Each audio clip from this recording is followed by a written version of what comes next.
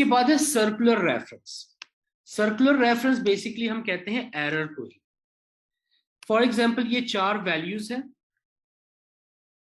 यहां पे लिख लेते हैं, और इसको मैं टोटल करना चाह रहा हूं इस वैल्यू में। यहां पे इस ब्लू बॉक्स में मैं इन 4 वैल्यूज को टोटल करना चाह रहा हूं। तो सम का फॉर्मूला मैं कैसे लगाऊंगा मुंतहा इन चारों को ऐड करने के लिए? सर सम ठीक है is sum equals to sum is equal to sum, then S14 है ना, S bracket open, bracket open S14 S15 ऐसे इन सारी रेंज को सेलेक्ट कर लूंगा, S14 या से लेकर अप टू एस कहां तक है 18 ये? 18 तक, और इसके बाद में या एंटर कर दूंगा तो ये फॉर्मूला लग जाएगा। लेकिन अगर मैं गलती से यहाँ पे ये कर लूं, कलर्स के चेंज करते हैं, ये वाइट है ना, ओके। अगर गलती से यहां मैं ये कर लूं कि S14 से S17 तक मैंने सेलेक्ट करना था, अगर गलती से जहां फॉर्मूला में किस सेल पे लगा रहा हूं मुंतहा,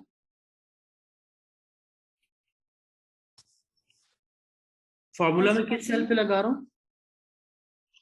नहीं S18 पर S18 पे।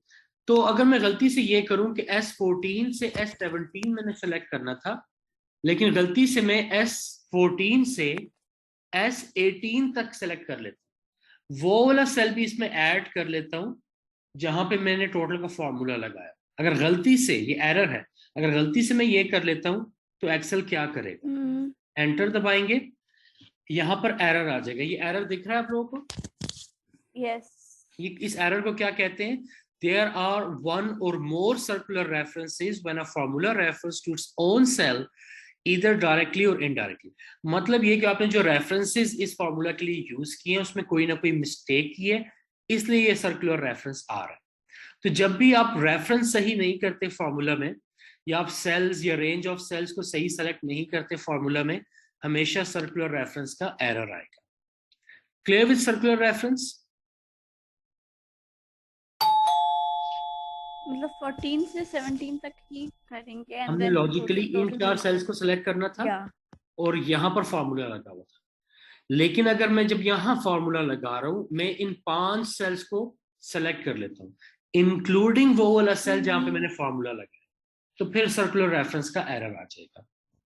क्योंकि जहां पर आप टोटल कर रहे हो तो उसको तो आप फॉर्मूला में ऐड नहीं कर सकते ना सेल को। क्लियर मुंतहा? सही बात है। Yes sir. Aqsa? Yes sir. Okay.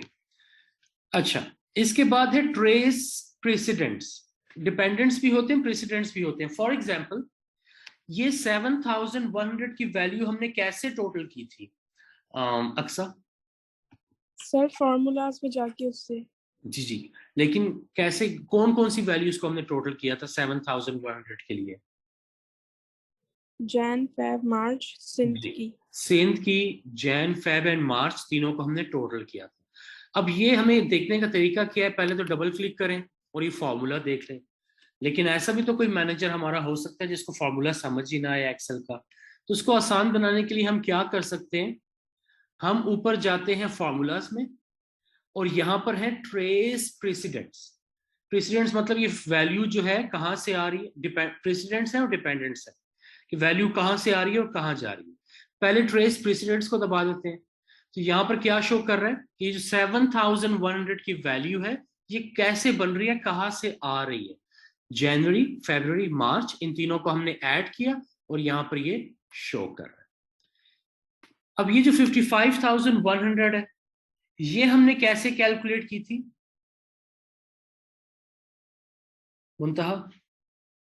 Sir कौन सा अमाउंट? 55,100 वाली। ओके, वो सारा टोटल का प्लस करके, सारे ऊपर वाले टोटल्स को प्लस करके। इसके प्लस करके प्रेसिडेंट्स देख लेते हैं, या इन तीनों को टोटल किया या इन तीनों को टोटल किया। ठीक है, तो ये यहाँ पे शो कर रहा है। हम डिपेंडेंट्स देखना चाहते हैं कि ये 500 की वैल्यू जो है ये आगे कहाँ जा रही है। इसका डिपेंडेंट देख लेते हैं। ये 500 की वैल्यू 2 जगह आगे जा रही है यहाँ से, एक ये इस टोटल में ऐड हो रही है और दूसरी यहाँ पे ऐड हो रही है। Clear with precedents and dependents की वैल्यू कहां से आ रही है? प्रेसिडेंट्स, वैल्यू कहां जा रही है आगे? Dependents. Clear with this thing? Okay. Yes, sir. और ये एरोज जो है ये हम बहुत ज्यादा यूज करते हैं, स्पेशली तब जब हम ऑडिटिंग कर रहे होते हैं, तो वहां पर हम देखते हैं कि ये वैल्यूज कहाँ कहाँ मूव कर रही है। अक्सर, are you clear? Yes, sir. Okay, ये कुछ चीजें हो गई। इसके बाद एरर्स देखते हैं। यहाँ पर 5 एरर्स दिए हैं आपकी बुक में, और ये बहुत टेस्ट करेगा इस चैप्टर में, इन एरर्स को इतना पूछेगा। अच्छा, एक और चीज, पता नहीं ड्यू टू सम रीजन बच्चों को ये यकीन होता है कि एक्सेल का जो 2 चैप्टर है 9 एंड 10 ये इतने इंपॉर्टेंट नहीं है। पता नहीं, शायद इजी लगता है उनको ज्यादा, ये जो भी इशू है।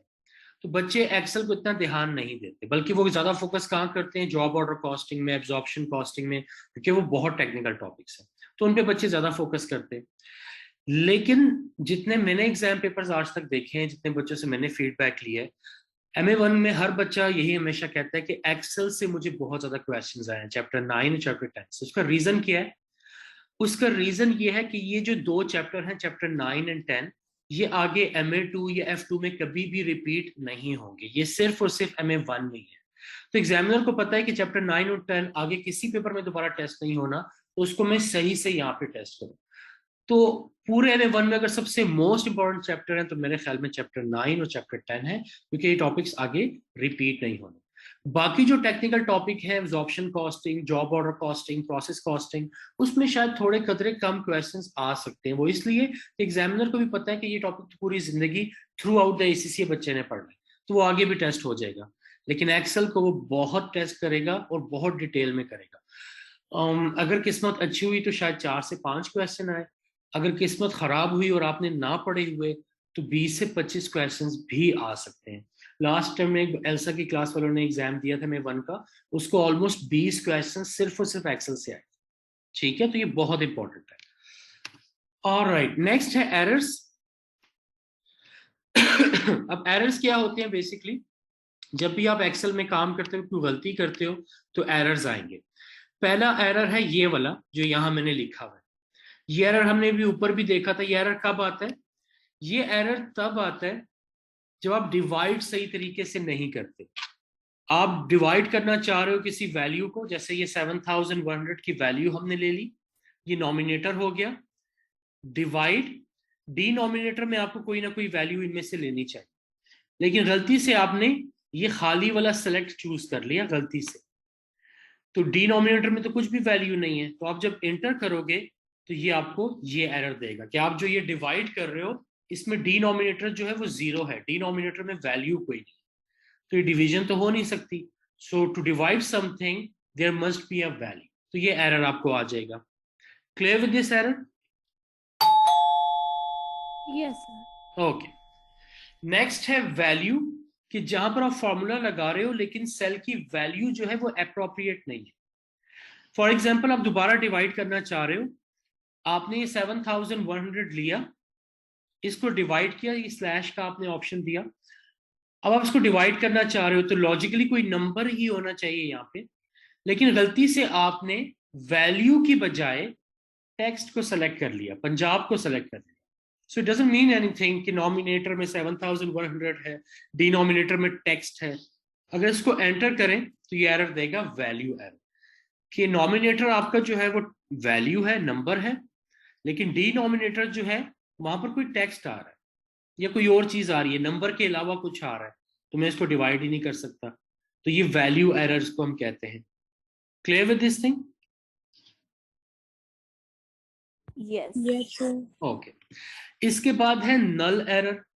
नल एरर तब आता है बेसिकली जब आप सेल्स की किसी रेंज को सेलेक्ट करते हो और सही से नहीं करते। फॉर एग्जाम्पल, मैं ये 55,100 टोटल करना चाहता हूं, तो इसका फॉर्मूला क्या होगा? Is equal to sum, bracket open, पहला सेल में सेलेक्ट करूंगा ऑल द वे डाउन, और उसके बाद बैक ब्रैकेट क्लोज, तो ये सम का फॉर्मूला लगेगा। अब यहां पर अगर आप देखो, ये जो फॉर्मूला है is equal to sum Q, bracket open, Q7, इसके बाद सेमी कॉलन।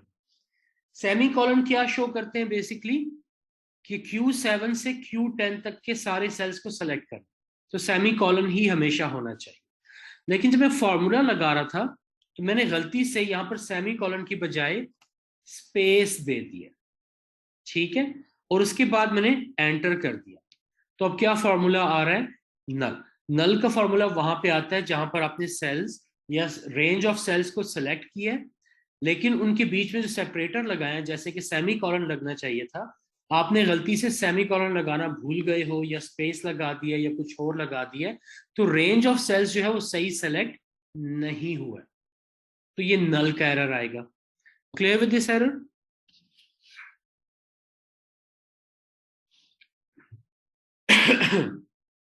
यहां तक क्लियर है?